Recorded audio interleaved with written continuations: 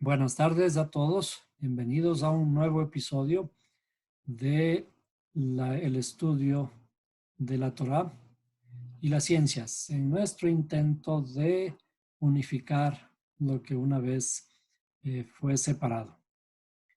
Tenemos que tratar de recuperar los espacios de análisis de las ciencias dentro de los espacios que nosotros conocemos como estudios o reuniones y congregaciones para alabar y adorar a Dios.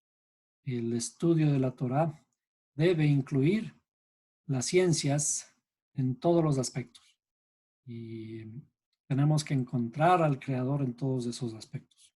Seguimos analizando la historia de Job. El libro de Job es un libro extenso y desde luego contiene muchos detalles. Unos pocos los hemos analizado en la clase anterior. Primero, buscando desvirtuar el sentido histórico, si es que hubiera, respecto de la historia de Job. Todos los detalles que aparecen allí como eventos que alguna vez sucedieron. Hay un evento muy particular relatado en este libro acerca del origen de las angustias de Job. Y este evento tiene lugar en el cielo y aparece el personaje llamado Satanás entre los hijos de Dios que fueron a visitarle al Creador, ¿cierto? Y allí se produce el diálogo entre el Creador y Satanás, el personaje que hemos estado analizando. Y finalmente Satanás consigue el permiso de Dios para venir a atormentarle a Job.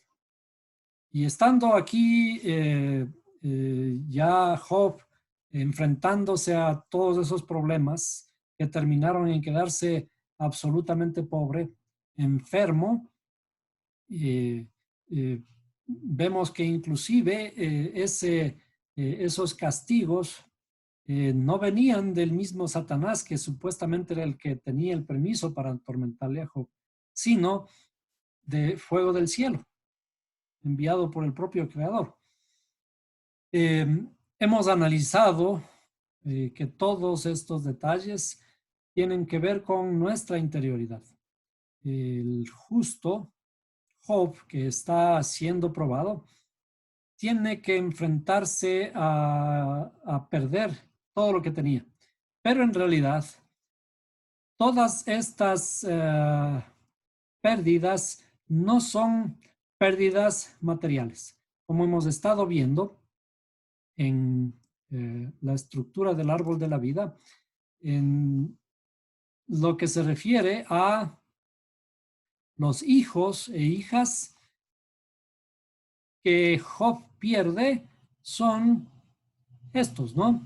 Estos son los hijos y estas son las hijas. Dice que tenía 7 hijos y 3 hijas. Y al inicio de la historia no se nombran estas hijas, pero al final de la historia, cuando Job recupera todo, allí sí nombra a las hijas. Es interesante el por qué nombra a las hijas. Sin embargo, entonces, en el análisis de el siervo Job, que dice que era un hombre perfecto, recto, ¿cierto? El mejor de los hombres de todo el Oriente, ¿no? Que habíamos analizado de qué se trata de ser hijos del Oriente. Oriente es arriba, no significa las tierras orientales como nosotros conocemos en este mundo, sino está hablando de la espiritualidad. Entonces, el perder sus hijos está hablando una pérdida de su interioridad, ¿cierto? Lo que pierde Job es esto. ¿Sí? Se mueren, se queda prácticamente sin sus hijos. ¿Qué son los hijos? ¿Sí? Los hijos son el fruto de su propia interioridad. Por lo tanto, cuando analizamos que Job pierde todo lo que tenía, sus posesiones, sus ovejas, su hacienda y sus hijos, si fuera que sus hijos está perdiendo, estaría en contra de lo establecido en la Torah. Que los padres no pagarán la culpa de los hijos y los hijos la culpa de sus padres. Entonces, si es así, ¿de qué se trata la historia? Si es que Job pierde todo lo que supuestamente había ganado, él era rico antes de toda esta prueba y comienza a perderlo todo en un mismo día, ¿no? Todo ocurre enseguida, mientras uno le está hablando, el otro ya llega y le avisa también que ha perdido todo. Entonces, lo que en realidad ocurre en esta historia es una historia de una verdadera lucha existencial. Una lucha existencial ¿de quién? ¿Sí? Cuando analizamos esta historia, vemos de que puede ocurrirnos a nosotros en cualquier momento, ¿no es cierto? Tenemos un sufrimiento, momentos de depresión muy grandes. No importa si somos conocedores de los caminos de Dios, si en nuestra vida hemos hecho las cosas como debemos hacer, si es que hemos sido, como dice Job, justos y perfectos, hay un verso que también nos hace reflexionar. Aquel que piensa estar firme, mire que no caiga, ¿cierto? Todos, por tanto, estamos sujetos a que pueda ocurrirnos en algún momento en nuestra vida este famoso cuestionamiento existencial que podemos tener en la vida y llevarnos a la depresión. Por ejemplo, se dice que nosotros, los seres humanos, particularmente los varones, a la edad de 40 años, tenemos el problema de nuestra depresión, que precisamente nace por este cuestionamiento existencial que tenemos. Vemos que ha pasado nuestra vida, hemos hecho algo, pero no es lo suficiente y nos cuestionamos y caemos en depresión porque decimos ya estamos comenzando a ser ya más adultos y todavía no hemos hecho lo suficiente. ¿Qué hacemos aquí en la vida? ¿No? Entonces, esta lucha existencial es una lucha que está presente en cada uno de nosotros a cualquier momento. Llegamos a un tiempo en donde no estamos conformes con nosotros mismos. Por ejemplo, en este momento en que vivimos de restricción, la pandemia nos ha traído forzosamente a estar encerrados en nuestras casas, cuando nosotros hemos sido acostumbrados a la libertad, ¿no? Hemos estado acostumbrados a realizar nuestras actividades eh, eh, casi sin límite por las fuerzas que nosotros tenemos, ¿cierto? Pero ahora estamos obligados a estar encerrados. Y más allá de eso, inclusive, como estamos encerrados, no tenemos dinero. Porque por el fruto de nuestro trabajo nosotros podríamos traer alimento a nuestra casa. Y ahora estamos restringidos.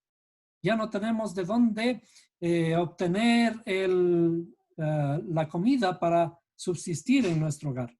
Los proveedores que somos nosotros, nos hemos quedado atrapados. Estamos prisioneros, ¿cierto? Forzadamente prisioneros. Entonces, esto nos puede llevar a nuestra lucha existencial, es nuestro cuestionamiento a estar atrapados en nosotros mismos.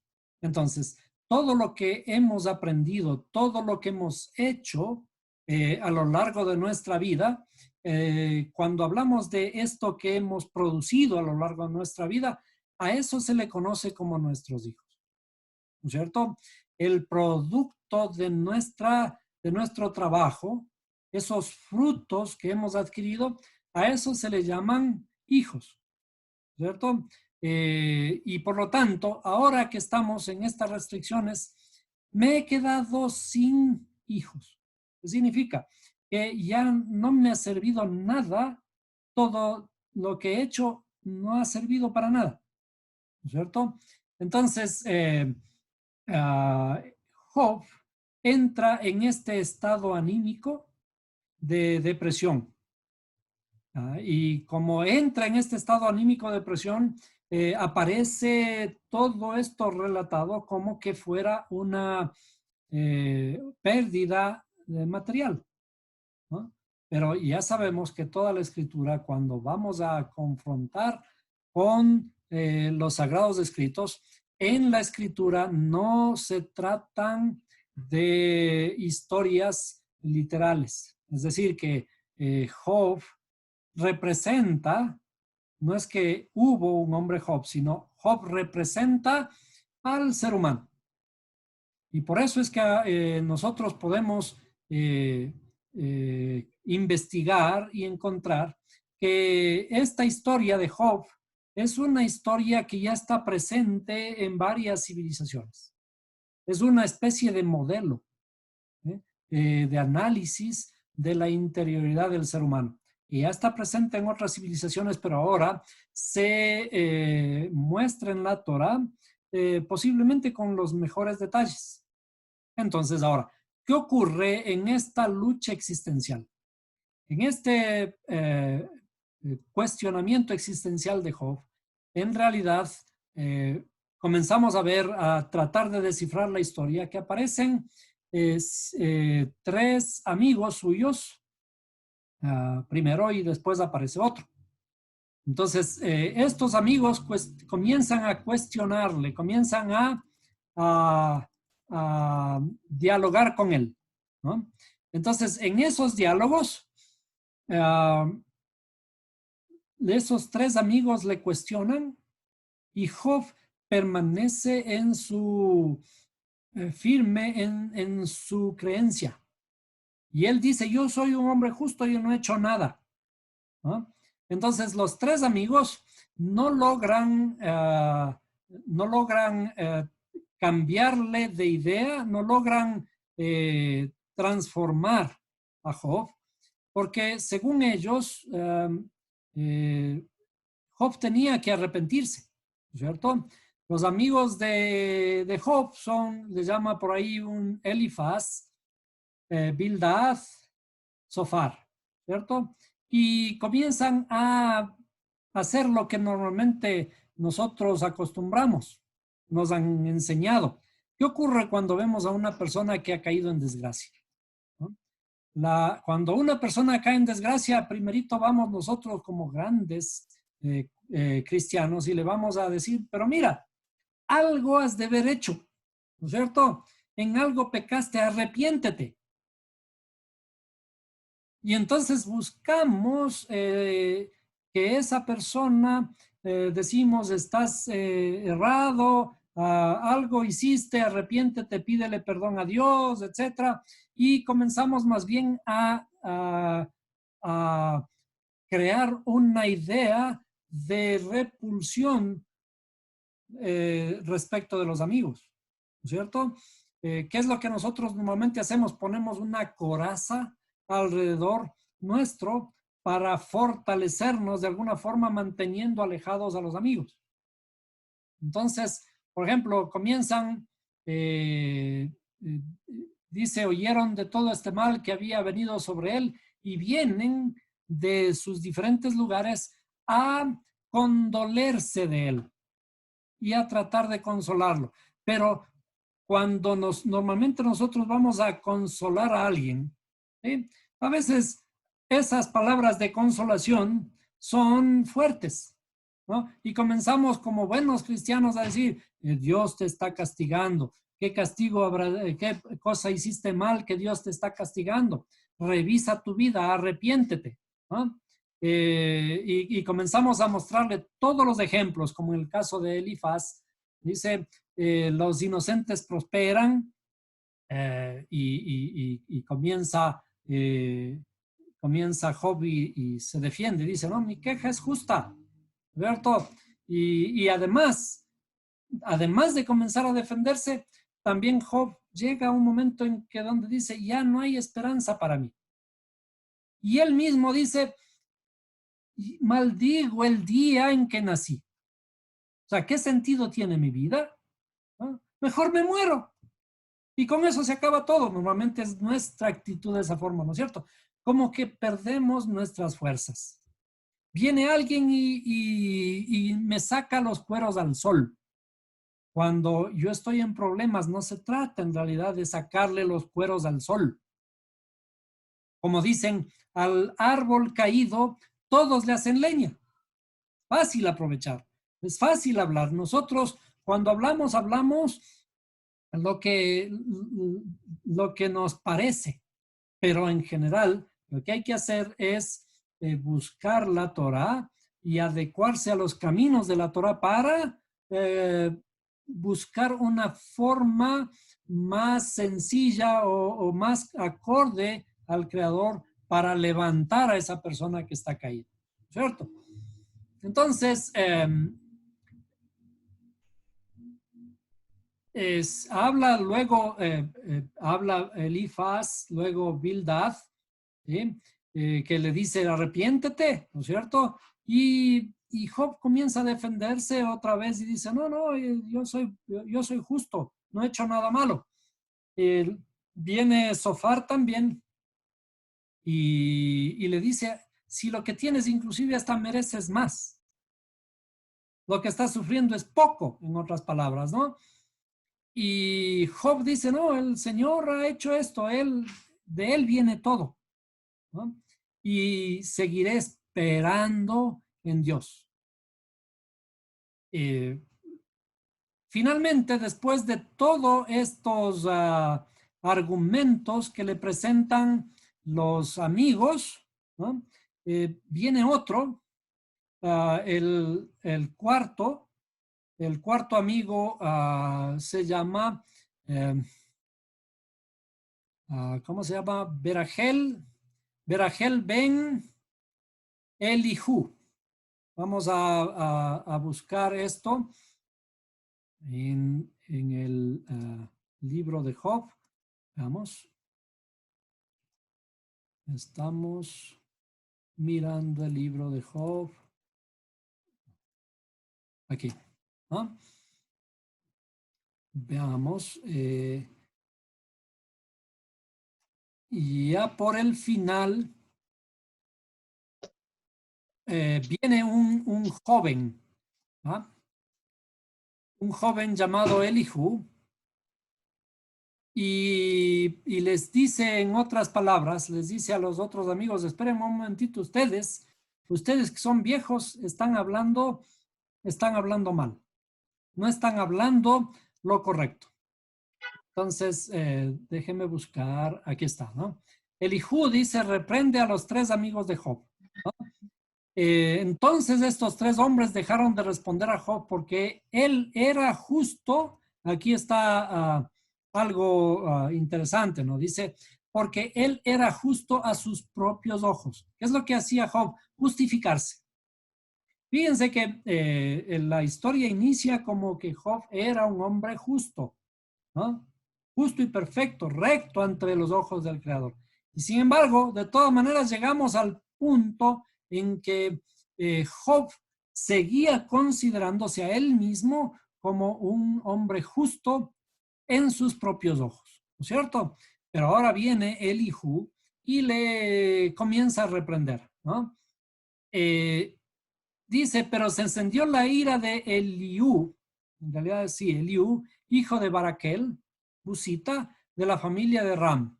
Se encendió su ira contra Job porque se justificaba delante de Dios. ¿Qué es lo que normalmente nosotros hacemos a veces? Si estamos metidos aquí una idea, no encontramos razones por las que me acontecen estas cosas a mí. ¿Cierto? No, no encontramos razones. Si yo he hecho todas las cosas bien, ¿por qué a mí? ¿Por qué a mí, solo a mí? O sea, yo digo, a ver, ya, si he hecho las cosas bien y sin embargo todas las cosas aparecen como mal. Todo el mal me viene a mí. Entonces, venimos a jugar una especie de papel de víctima. Somos víctimas de las circunstancias y víctimas también de Dios, ¿no? ¿Por qué? Porque yo estoy haciendo bien y sin embargo me sale mal, ¿no? ¿Qué ocurre entonces? Lo que está ocurriendo aquí es de que me falta todavía un paso más que dar para poder justificar al Creador. Es decir, la justicia no es por lo que yo he hecho, sino la justicia viene de Dios. Cuando yo veo todas las cosas a los ojos de Dios, entonces justifico al Creador. ¿Qué es entonces ser justo?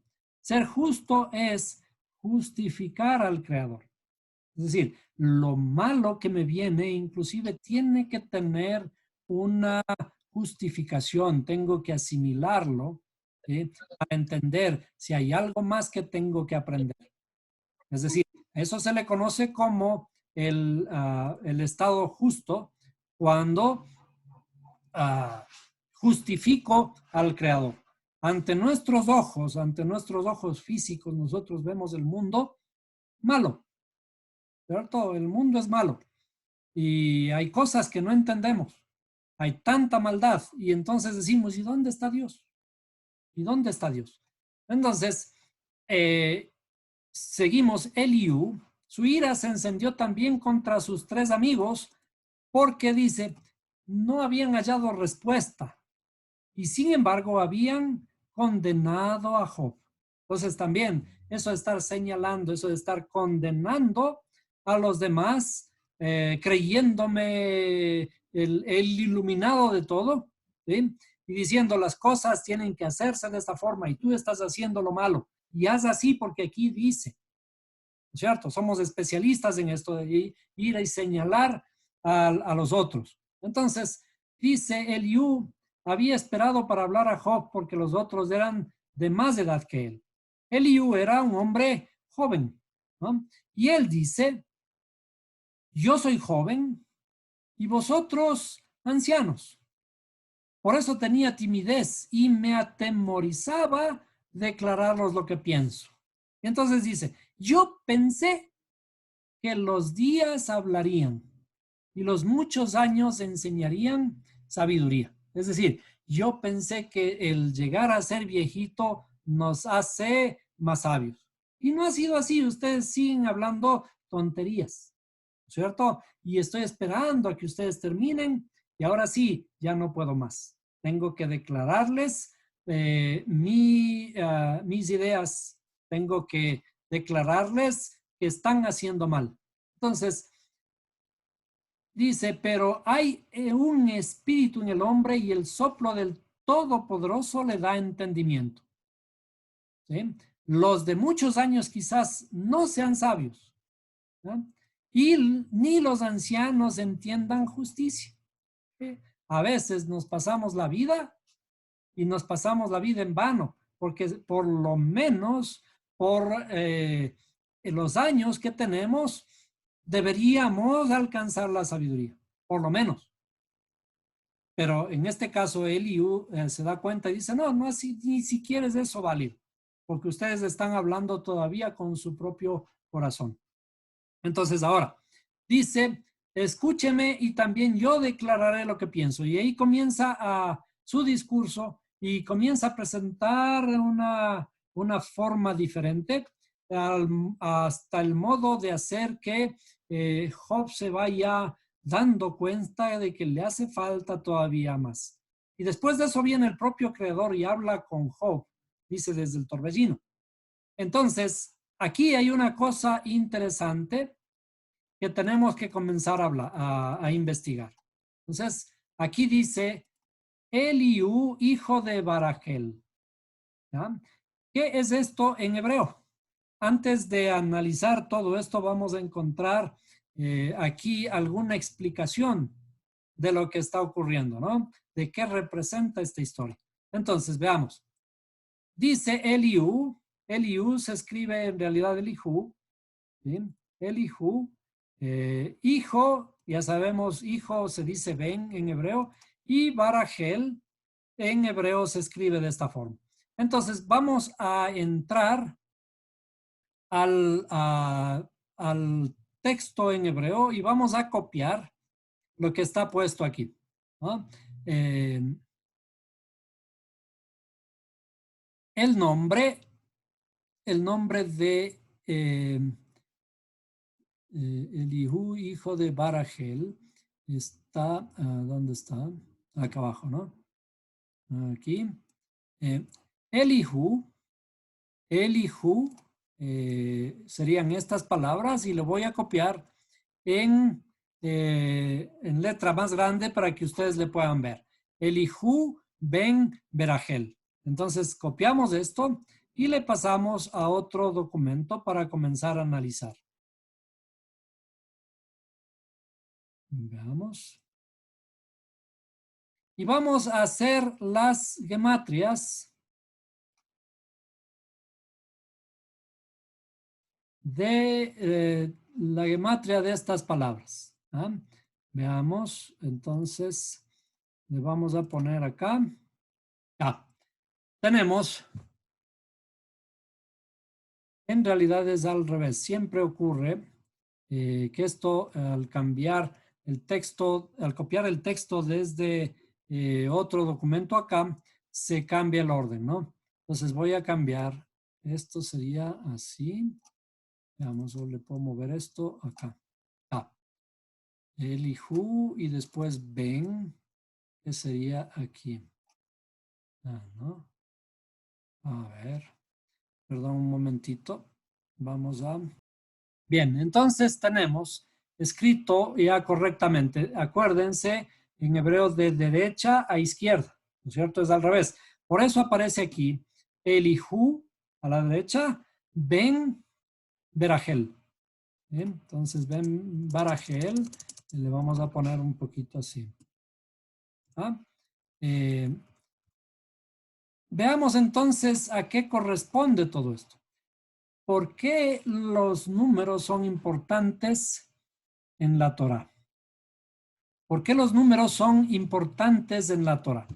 Porque si nosotros vemos aquí Barajel o Elihu ben Barajel, no tenemos mayores pistas de lo que vamos a ver a continuación. Así que para eso comencemos por sacar la gematria, ¿cierto? Saquemos la gematria y por facilidad comencemos desde la izquierda, o sea, desde el fin.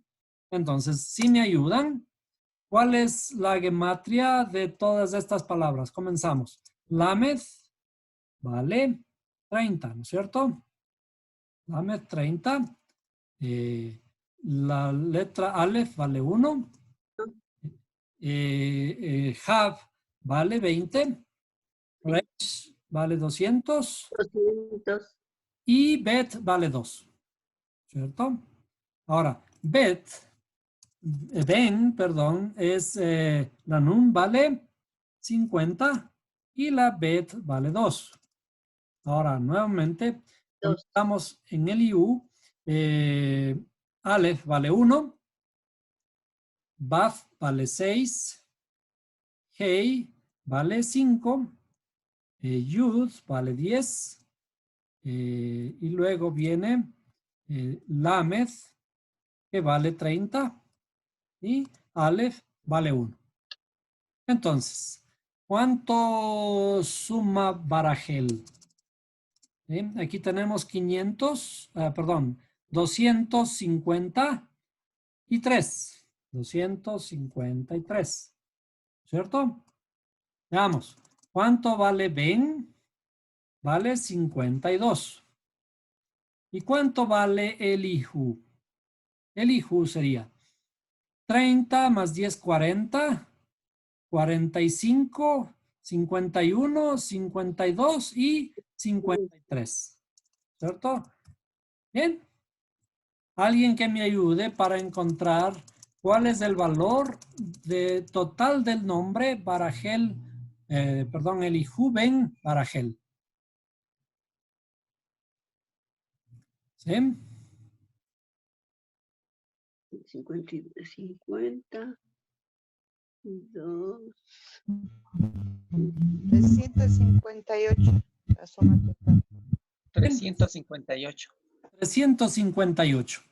¿Alguien, por si acaso, recuerda a qué corresponde el número 358? Si no, no hay problema. Lo escribimos aquí. Si es que no lo recuerdan, lo vamos a escribir aquí. Entonces yo voy a escribir la palabra y ustedes me van a decir a qué corresponde. ¿Cierto? Veamos. Esto sería así. ¿A qué corresponde? ¿A qué corresponde esta palabra? Mashiach. Perfecto. ¿Cierto? Mashiach. Veamos. Entonces, asimismo, vamos a sacar el Código de Mashiach. Perdón. al código de Mash iguales al Menaj. Aquí, ¿no es cierto? Vamos a poner. ¿Cuánto vale? Entonces, ¿cuánto vale la letra Het? Comenzamos. 8. 8. A ver. 300 la Shin. La 8. Yud la 10. La Yud 10. Shin 300. 300 Y Mem 40. 40. Es también igual a 58. 358. ¿Qué implica esto? Eso decíamos, cuando analizamos a veces la historia, si analizamos la historia, no tenemos idea de todos estos enlaces que están ocurriendo allí, ¿no es cierto?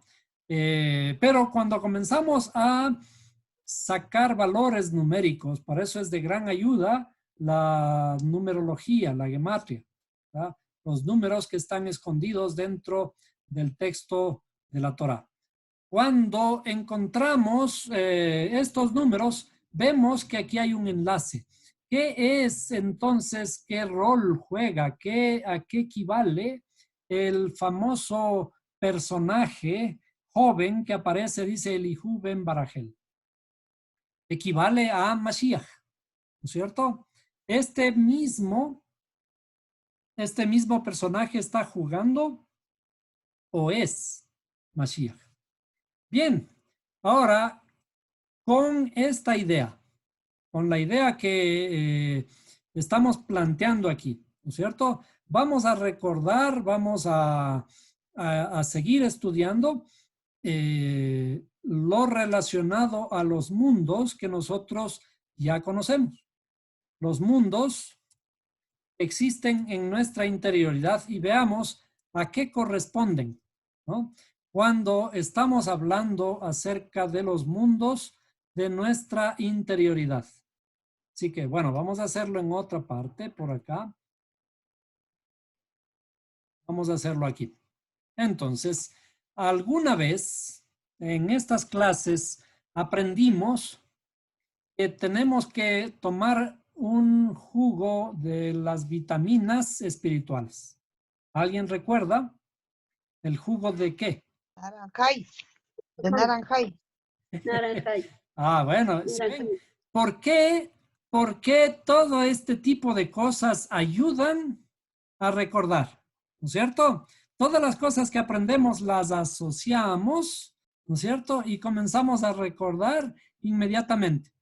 ¿Por qué? Porque el Naranjay es algo que me quedó grabado en la memoria porque el jugo que más tomamos es el jugo de naranja, ¿no es cierto? Pura vitamina, pero en este caso es pura vitamina espiritual. Entonces, el jugo de naranjay. A ver, naranjay. ¿Ah? ¿Qué significa todo esto? Entonces, a partir de aquí, ¿qué está relacionado? ¿A qué está relacionado esto con la historia que estamos tratando? Entonces, por ahora, le vamos a dividir, porque este naranjay nos recuerda, ¿no es cierto? Nos recuerda a lo que, a, a lo que estamos estudiando, ¿cierto? ¿Qué estamos estudiando? Estamos estudiando los mundos espirituales, ¿cierto? Los mundos espirituales. ¿Y cuántos mundos espirituales hay? Hay 1, 4. 3, 4, 5 mundos. Acuérdense por qué la mano. 5 mundos La mano tiene 5 dedos y los 5 dedos corresponden cada uno a uno de los mundos espirituales. Entonces, veamos, comenzamos. El primer mundo, vamos a poner por aquí un mundo. El primer mundo, vamos a dibujarlos primero. Veamos, vamos a ponerle un poquito más acá. El primer mundo. Luego, el segundo mundo. ¿Sí? Tercer mundo. Cuarto.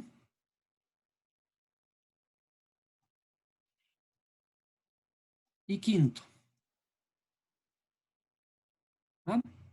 Entonces, el libro de Job me ayuda a recordar de qué estamos hechos. Entonces, veamos. ¿Cuál es el primer mundo? es el Abajo, el mundo más inferior.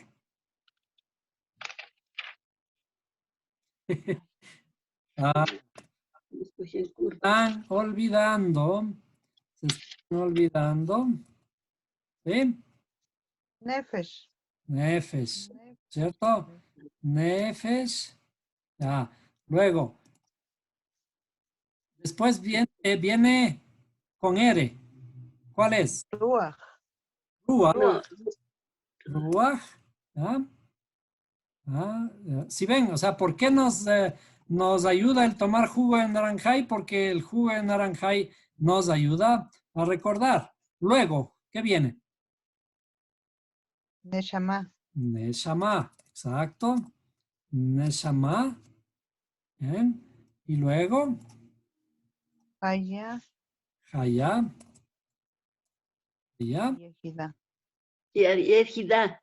Exactamente. Entonces, si ven que es bueno el tomar jugo de naranjay, porque así recordamos perfectamente todos los mundos en nuestra interioridad.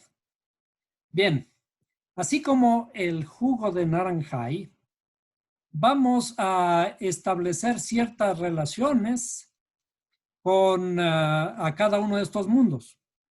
Es decir, lo que vamos a decir no significa que correspondan precisamente a esto, sino que son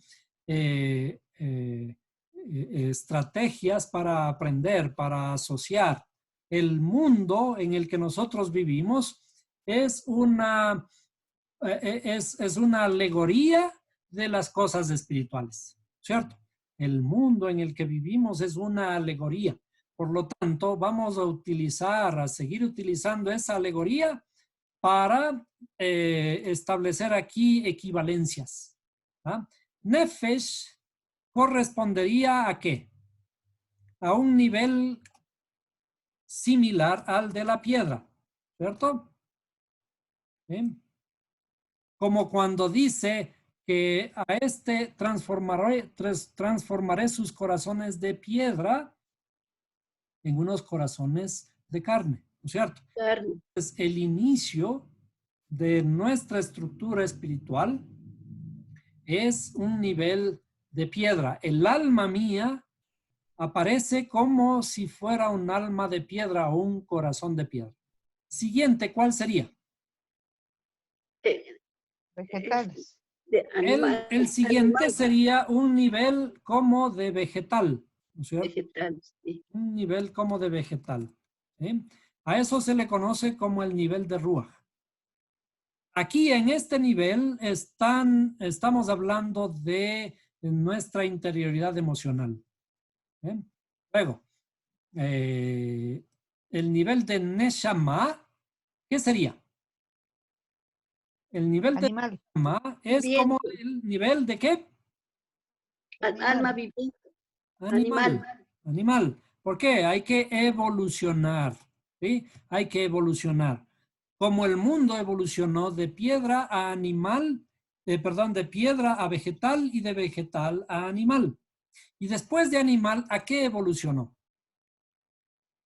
A hombre. A humano, ¿no es cierto? A ser humano, a hombre, ¿no? Y luego, ¿cuál es el final de toda la corrección? Hablante. Al Hablante. hablante o unificado. Vamos a poner unificado, ¿no?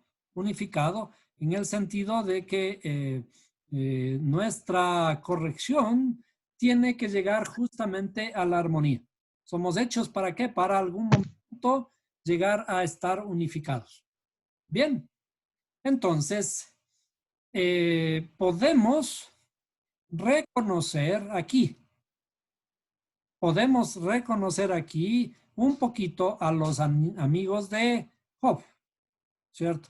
Los amigos de Job estaban, los tres primeros amigos, encantados de recriminarle a Job, ¿no es cierto? Algo has de haber hecho, reflexiona, vuelve en sí, vuelve a tus pasos, reflexiona, regresa a tu película para que te des cuenta, ¿no es cierto? Entonces, nuestras percepciones, todas nuestras percepciones a este nivel son como las de los tres amigos, como las de los tres amigos de Job, ¿no es cierto? ¿Qué significa eso?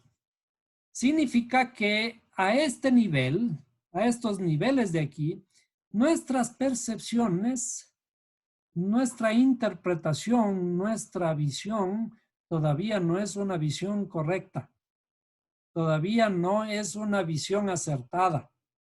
Y esto de alguna forma nos ayuda a explicar de la característica a lo que estamos asociando, ¿no es cierto? Esto está asociado a los animalitos, ¿sí?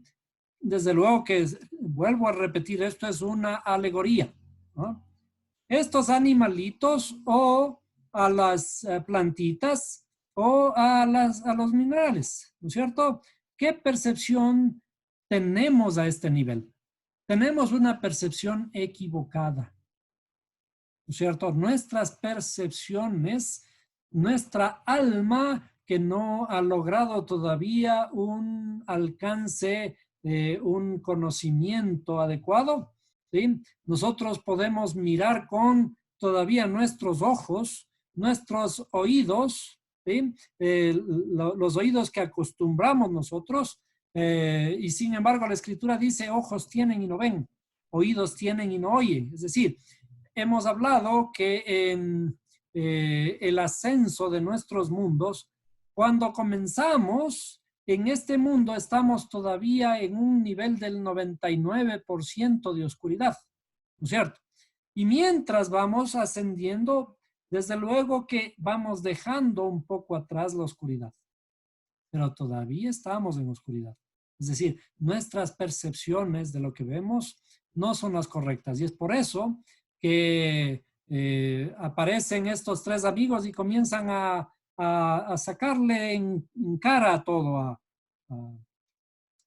Job, ¿no es cierto? Entonces aquí vamos a poner, estos de aquí corresponden a los tres amigos de Job. perdón, 3 amigos. ¿Sí? Estos 3 amigos están todavía a un nivel inferior. Pero ahora aparece un cuarto amigo. ¿Qué dijimos que era el cuarto amigo? ¿Ah? El cuarto amigo aparece y aquí en realidad, vamos a escribir en otro color porque esto merece ser otro color. Este tercer amigo en realidad es Mashiach. Juega aquí el papel de Mashiach que me hace sacar la venda de mis ojos. ¿No es cierto? Cuando me doy cuenta, y ya cuando en el ascenso me doy cuenta que en realidad sí, me falta todavía abrir los ojos y mirar la belleza y la justicia del Creador en todo. Cuando veo que el Creador es justo, Mashiach me revela esa luz. ¿Sí? Comienzo a ver la luz. Comenzamos a ser humanos. Comenzamos a ser hablantes, ¿no? Y eso no significa que, por ejemplo, ahora somos humanos y estamos hablando. En realidad, no hablamos las lenguas espirituales. Entonces, esto de aquí es la luz. ¿Sí? La luz que se va revelando en mi interioridad para ir sanando mi problema, en este caso el problema existencial. Tenemos un problema existencial en donde no me hallo, en donde digo, pero si todo he hecho, ya no tengo más. Aquí abajo dice, soy digno de morir. Ya no quiero más la vida, ya estoy cansado de vivir. Ya he hecho todo y el Creador no me ha dado lo que me corresponde. ¿No es cierto? Generalmente me justifico en todo y digo, pero yo he hecho todas las cosas bien. En esto he trabajado. Mis hijos han recibido esto y me he esforzado y todo, ¿no? Y sin embargo, ya no quiero vivir. Pero cuando Mashiach comienza a iluminarnos en nuestra interioridad y comienzo a darme cuenta que todavía hay algo más, que todavía tengo que hacer un trabajo, que estoy en un nivel aquí que tengo el potencial de la rectificación. Entonces, Mashiach revela ese potencial con la luz en mi interioridad y entonces puedo confesar nuevamente y decir, así, bueno, está bien, sí, necesito del Creador y luego el Creador mismo se me revela. El Creador mismo se me revela y finalmente me unifico con él. Entonces, la historia de Job, ese problema existencial, ese cuestionamiento que él comienza a realizarse, esas quejas, ¿sí? Es lo típico de nuestros estados emocionales, de nuestros estados interiores. Algún momento podemos llegar a estos estados interiores y cómo realizamos, qué es lo que necesitamos hacer para alcanzar la redención, para curarnos de estos estados existenciales, para salir de ahí, porque cuando estamos en estos niveles inferiores todavía, estamos en un círculo vicioso. No logramos salir hasta que tiene que revelarse la luz de Mashiach en nuestra interioridad para que finalmente me traiga de ese nivel. Es decir, que tengo que tener un crecimiento, o sea, tengo que seguir creciendo, ¿sí? Seguir creciendo hasta lograr el verdadero entendimiento. ¿Ya? Sigo creciendo y mi meta es la unificación con el Creador. Entonces, Mashiach me abre los ojos para que yo pueda seguir mi avance. Entonces, ¿cuál es el sentido de todo el libro de Job?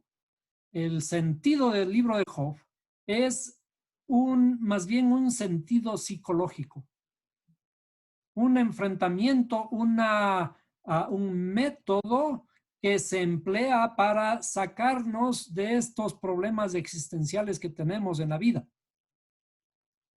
Llegamos a cierta etapa en donde no nos hallamos, no encontramos soluciones, no vemos los resultados de nuestras acciones, ¿cierto?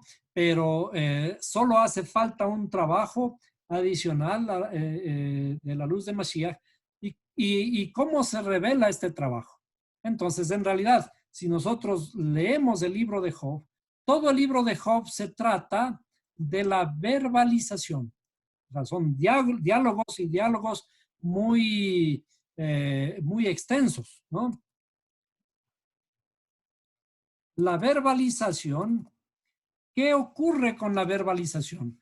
En realidad, el trabajo de un psicólogo es ese. El psicólogo me hace hablar, me hace confrontarme, me pone a mí mismo al frente para que yo comience a hablarme acerca de mí mismo. Entonces, el hacer que comience a sacar lo que está guardado en mi corazón, ¿no? De a poco, eso me ayuda a encontrarme a mí mismo, encontrarme el problema.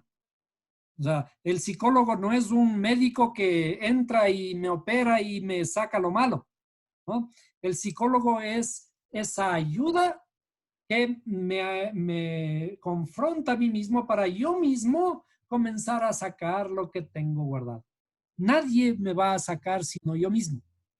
El psicólogo no es ningún profesional que me va a extraer la enfermedad psicológica dentro de mí, como en el caso de un enfermo, de un médico, que a un enfermo si tiene un cáncer lo va a extraer el cáncer, ¿no es cierto? Pero en este caso el psicólogo no puede porque estamos hablando de nuestra psique. Y si estamos hablando de nuestra psique, no hay forma de sacar nada físico de allí, sino realizar un proceso de autocuración. Y el psicólogo me ayuda en ese proceso de autocuración, ¿sí? ¿A través de qué? De esta verbalización. ¿Cuáles son los niveles de esta verbalización que debo hacer? ¿Cierto? Hay 3 niveles. Entonces, tengo que tengo que entrar en un proceso de 3 niveles, que básicamente está también aquí en estos 5 grupos que los hemos agrupado en grandes 3, considerando este como el del creador, ¿no? El creador. El creador confrontándole finalmente a Job. Serían los amigos, Mashiach y el creador. Entonces, estos 3 también corresponden. Les vamos a nombrar por aquí estos 3 grupos. Sí, les vamos a poner. El proceso psicológico al que necesitamos someternos tiene 3 niveles, ¿no? Lo voy a poner por aquí abajo, debería ponerles a nivel de cada uno acá, ¿no? Entonces sería, tenemos que entrar en un proceso de perdón, un momentito, lo voy a hacer más pequeñito. Sumisión, sujeción y endulzamiento.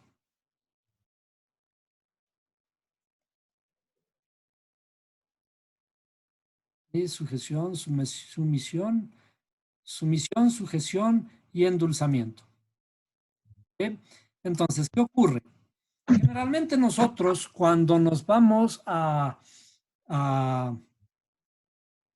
un tratamiento, que alguien me guíe a hacer un tratamiento y voy a pagar dinero por eso, ¿no es cierto? Tengo que sujetarme a ese tratamiento, si no, no voy a poder salir. Entonces tengo que ir y sumergirme en el proceso y sujetarme a cada uno de los detalles de ese proceso. Entonces, cuando me he sometido a ese proceso, entonces el psicólogo comienza la verbalización. La verbalización significa me hace hablar, ¿no es cierto? Me hace hablar me hace hablar y el hablar comienza a endulzar mis juicios.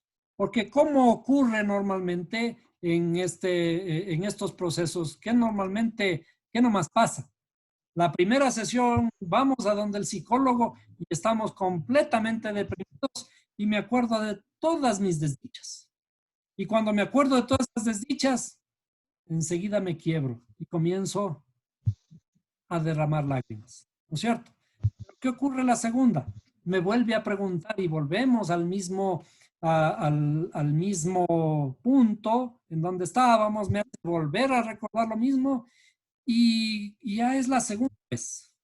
Ya me duele un poco, ya no es tanto, ya no me afloran las lágrimas como era al principio, ¿cierto? Y la tercera vez ya no. Y la cuarta, algún momento comienzo a dejar de llorar, ¿no? Y cuando dejo de llorar, comienzo a ver ahora las cosas de una forma diferente. ¿Eh? El proceso de la verbalización está endulzando mis juicios. ¿Sí? Está endulzando mis juicios. ¿No? Por eso es que el tratamiento psicológico de hacer hablar a las personas produce sanación, porque comenzamos a mirar cada vez esos mismos juicios que tenemos en nuestra interioridad, ya los vemos un poquito menos duros. Ya no me causan lágrimas. Ya comenzamos a verlas desde otro aspecto y comenzamos a seguir hablando, estamos verbalizando. El problema es que tengo que sacarles de mi interioridad. Y cuando comienzo a sacarles de mi interioridad, de alguna forma comienzan a rectificarse. Esto viene o nos trae a cuentas nuevamente lo mismo que estábamos hablando en una clase en la que sintetizábamos todo lo que tenemos en nuestra interioridad. ¿Qué tenemos en nuestra interioridad? Dijimos, una caja negra. Así comenzamos, ¿cierto? Tenemos en nuestra interioridad una caja negra, es nuestro subconsciente. ¿Por qué le ponemos como negro? Porque hay cosas allí dentro que simplemente no sabemos. Pero algún momento nos producen ese vacío existencial. El vacío existencial, ese cuestionamiento al que llegamos. ¿Por qué decimos vacío? Porque de pronto como que se apaga. Las ganas que tenía de vivir se apagan, ¿cierto? Y entonces, ese cuestionamiento tenemos que comenzar a trabajarlo. ¿Cómo comenzamos a trabajarlo? Esto ya habíamos visto. ¿Comenzamos a qué? Comenzamos a hablar, ¿cierto? Comenzamos a hablar. Veamos si le hacemos un poquito más. Comenzamos a hablar aquí. Si es que hablamos aquí, estamos hablando, empleando ¿qué? Empleando nuestra boca, ¿no es cierto? Eso es la verbalización. Estamos hablando. Entonces, comenzamos a hablar. ¿Para qué? Para que el psicólogo me escuche. Para que el psicólogo, en realidad, o lo que está ocurriendo en realidad es que el psicólogo que aparentemente me está escuchando y está anotando las cosas, ¿sí?, que yo estoy diciendo, en realidad no está escuchando él, sino yo mismo me escucho. ¿Sí? Yo mismo me escucho, las cosas que pronuncio con mi boca ahora vuelven a ingresar por mis oídos. ¿Sí? Lo mismo que estoy escuchando, diciendo, estoy escuchando por el oído, ¿no es cierto? Por los oídos. Esa es la parte más crucial de todo lo que, de la forma en que estamos estructurados. Que hablamos, nos escuchamos, porque de esta forma hemos rectificado cada palabra. Para aprender a hablar, comenzamos a verbalizar, ¿cierto? Y como comenzamos a verbalizar, nos escuchamos lo que estamos verbalizando nosotros. Pero ese escuchar también lo tengo que comparar. ¿Y con qué le comparo? Le comparo con lo que estoy escuchando de afuera, ¿cierto? Vamos a poner aquí algo así. ¿Sí? Lo comparo con algo de afuera. ¿Y ese algo de afuera qué es? Ese algo de afuera es el mundo externo, ¿sí? El mundo externo o es el mismo Mashiach que me está hablando. Entonces, aquí el psicólogo me hace hablar, ¿cierto? Aquí me está haciendo hablar. Yo comienzo a decir para que supuestamente el psicólogo me escuche, pero no es el psicólogo, sino yo mismo el que se está escuchando a sí mismo, el que está escuchando nuestra propia voz. Porque a la final, ¿qué estamos haciendo? Estamos aprendiendo a hablar. ¿Hablar qué lenguas? Las lenguas espirituales, ¿no es cierto? No sé hablar lenguas espirituales. Tengo que comenzar a hablar esas lenguas espirituales. Entonces vamos a poner aquí las lenguas espirituales. ¿Cómo hablamos de esas lenguas espirituales? Primeramente como niños. ¿Cierto? Como niños comenzamos a verbalizar, a pronunciar sonidos, ¿no? ¿Y con qué los comparamos? Esto ya habíamos escrito alguna vez. ¿Con qué los comparamos? Con la Torá, ¿no es cierto? La Torá que el Creador nos pone a nuestros oídos. El psicólogo nuestro, el psicólogo más ferviente, el psicólogo más preciso, como vimos inclusive en la historia de Job, es el Mashiach. Porque ¿qué era Mashiach? Mashiach es la Torá. Aquí vamos a poner en hebreo ¿qué era la Torá? ¿Qué es Mashiach? Mashiach es el Aleph Tau, ¿cierto? Vamos a ponerle un poquito más grande para que se pueda ver. Mashiach es el Aleph Tau. Todo el proceso de la verbalización significa compararlo con la Torá. La Torá que está dentro de mí. La Torá que la puedo mirar a través de los rollos, pero que en realidad está dentro de mí. Y la comienzo a comparar. Entonces, ¿cómo comparo? Esto que está en mí se va sumando a lo que yo mismo pronuncio, ¿cierto? Es un poco así. ¿Sí? Lo que yo pronuncio se va comparando con lo que dice la Torá. Y la Torá me dice, hay que ajustarlo. Entonces comenzamos a avanzar, comenzamos a estructurar, a afinar nuestros oídos. Es decir, todo esto es como la música, ¿sí? Como la música que nosotros estamos aprendiendo a cantar o a tocar un instrumento. Es lo mismo lo que hablamos con nuestra boca. Entonces, cada vez que realizamos este proceso, en nuestra interioridad, estamos enlazando lo que está dividido. Nuevamente, ¿qué está dividido? Está dividido mi propia interioridad. ¿Sí? Mis dos hemisferios están divididos. Yo lo que necesito es, de a poco a poco, con el trabajo que vamos realizando, establecer los enlaces que hay entre el uno y el otro. ¿Eso qué significa? Comenzar a iluminar mi interioridad, comenzar a verbalizar. Esto es lo que estamos haciendo en nuestro trabajo diario. Cada vez que damos vueltas aquí, estamos hablando y esto es el trabajo que estamos realizando para terminar con el famoso problema existencial. El problema existencial que tenemos aquí, ¿cierto? Aquí tenemos este problema, problema existencial. existencial que tenemos en nuestra vida. Entonces, ese cuestionamiento, el problema existencial, que de pronto no encontramos una salida, ¿cómo se da? Se da con la verbalización.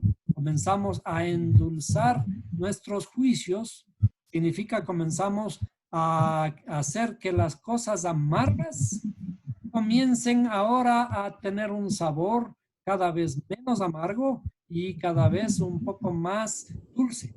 Porque al final, ¿de qué sirven todas nuestras experiencias? ¿De qué tienen que servir todas nuestras lágrimas derramadas en el pasado? En el pasado, al final, lo que estamos en realidad construyendo aquí es el conocimiento, ¿cierto? El conocimiento que se va acumulando de todas nuestras experiencias vividas. Entonces, ¿de qué es lo que me hace sabio finalmente? Me hace sabio todas las experiencias vividas. Y por eso nosotros, cuando alcanzamos este estado de sabiduría, podemos aconsejar a los demás. Mira, mijito, como yo cuando era de tu edad hacía esto, ¿no es cierto? Cuando yo me confronté con este problema, yo padecí todo esto. Yo me quedé de esta forma. Me quedé sin plata, sin dinero, enfermo, con deudas y juicios, ¿no es cierto? Pero eso que ya pasó, ahora significa que es luz en mi interioridad. Como es luz, ese conocimiento es experiencia, ¿cierto? La luz que estamos construyendo en nuestra interioridad. Esa es, en definitiva, el mensaje del libro de Job. El libro de Job es la estructura para comenzar a verbalizar, comenzar a retocar esos juicios que están dentro nuestro y que nos producen amargura, ¿cierto? Estamos en un problema existencial que decimos como Job, ya me quiero morir, ya no hay nada más para mí, ya he hecho todo, ya para qué quieren que siga viviendo, ¿cierto? Sin embargo, si estamos todavía en este mundo, el trabajo sigue. Si estamos todavía en este mundo, todavía tenemos algo que hacer. Y por lo tanto, no debemos bajar nuestros brazos. Y ya no debemos pensar en que ya se ha terminado todo y que ya estamos enfermos, que ya no tenemos fuerzas. Si estamos todavía aquí, tenemos trabajos pendientes. Si es que ya se hubiera acabado nuestro trabajo, entonces ya no estuviéramos aquí. Ese en realidad es la forma en que tendríamos que confrontar estos problemas existenciales, estas dudas, esta depresión. El libro de Job es precisamente eso, el tratar la ansiedad. Todos tenemos ansiedad a algún punto en nuestra vida. ¿Y qué es lo que tenemos que hacer? Tenemos que siempre está envuelto en este sistema de la redención, la transformación del habla. Todas las herramientas que tenemos a nuestro alcance y que las llamamos habla, la primera es el hablar, desde luego, ¿cierto? Y hay otras herramientas. Las otras herramientas son la música, el instrumento que nosotros tenemos, el principal instrumento para el canto, ¿no es cierto? Nuestra boca para cantar, nuestra lengua para hablar cosas hermosas, el pensamiento que construya en función de todo lo que hemos vivido y hemos endulzado todas las vivencias que hemos pasado, ¿cierto? Y eso puede producir un hermoso poema, una linda carta. Y además, para eso tenemos las manos. Para también podemos crear música. También podemos pintar un hermoso cuadro o crear un instrumento con nuestras propias manos. O podemos también sembrar las más hermosas flores, los más hermosos campos con nuestras manos. ¿sí? Sabiendo que no estamos realizando un simple trabajo, sino que en ese trabajo estamos poniendo todo nuestro corazón, nuestra alma allí para el beneficio de los demás. Que todas las cosas que yo estoy haciendo tienen que servir a los demás y lo que yo hago lo haga con alegría. Entonces, este proceso de estar, de verbalizar, es el proceso de la recuperación psicológica, que en la Torá se le hace con todas estas herramientas que conocemos. El estudio, fundamentalmente. El estudio de todos estos procesos que están finamente escondidos dentro de la Torá.